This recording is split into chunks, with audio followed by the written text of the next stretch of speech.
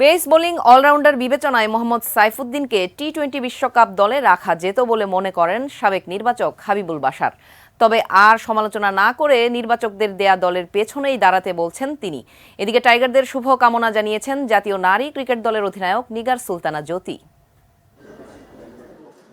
মিনহাজুল আবেদিনের মতো বর্তমান নির্বাচকদের দেয়া টি-20 বিশ্বকাপ দলটাকে সেরা মানলেও সাইফুদ্দিনের বাদ পড়াটা ভিন্ন চোখে দেখছেন সাবেক নির্বাচক হাবিবুল বাশার। জিম্বাবুয়ে সিরিজে বোলিংয়ের পাশাপাশি সাইফুদ্দিনের ব্যাটিংটা পরীক্ষা করে তাকে অলরাউন্ডার বিবেচনায় দলে রাখার পক্ষে ছিলেন তিনি।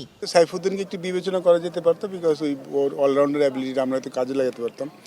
হয়তো এই জিম সিরিজে ওর ব্যাটিংটা আমরা একটু দেখতে পারতাম, সেই সুযোগটা ছিল, কিন্তু যে একটু আগে ব্যাটিং নেই, কারণ আমাদের আসলে খুব বেশি বোলার নেই যারা ব্যাটিং করতে পারবে, স্পেশালি ব্যাটিং এই ফর্মেট, সাদা বলের ফর্মেটে। গত ওয়ানডে বিশ্বকাপ দল ঘোষণার পর থেকেই প্রশ্নবাণে জর্জরিত হতে হয়েছে হাবিবুল বাশারদের। টি-20 বিশ্বকাপ স্কোয়াডে সাইফুদ্দিনকে না রাখায় গাজী আশরাফ লিপুর নির্বাচক প্যানেল নিয়েও কম বেশি সমালোচনা হচ্ছে।